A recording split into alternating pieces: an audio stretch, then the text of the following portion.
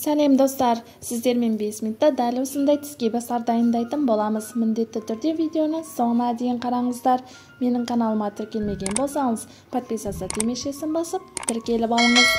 Ең алдымен ыдысымызға 2 жұмыртқамызды және тұзымызды салып, вилкамен жақсылап араластырып аламыз.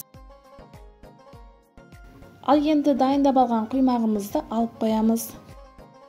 Дәл осындай қиярымызды жұқалау етіп, тұп-тұмалақ етіп, турап алатын боламыз. Қиярларымызды турап алдық, ал енді қызанағымызды турап аламыз. Қызанақты да дәл осындай тұп-тұмалақ етіп турап аламыз. Ал енді бізге дәл осындай колбаса қажет болады. Колбасаны да дәл осындай тұп-тұмалақ етіп турап аламыз.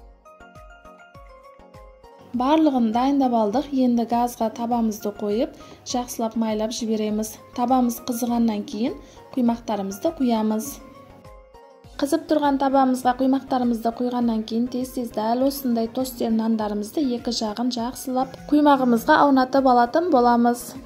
Ал енді пісіріп алғаннан кейін екінші жағын пісіру үшін аударып алатын боламыз. Аударып жатқан кезде өте мұқият болыңыздар.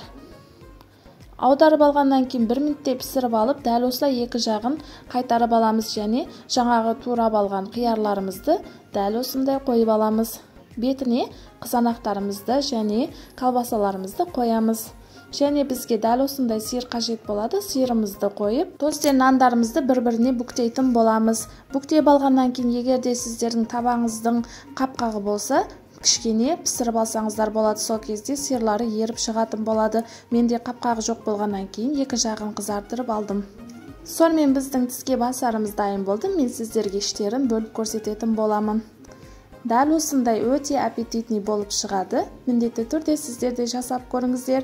Сіздерге видеом ұнаған болса, менің каналыма жазылып, лайк басып, комментарийға өз пікірлеріңізді қалдырыңыздар және қоңырау түймешесін басып қойыңыздар. Сау сәлеметте болыңыздар.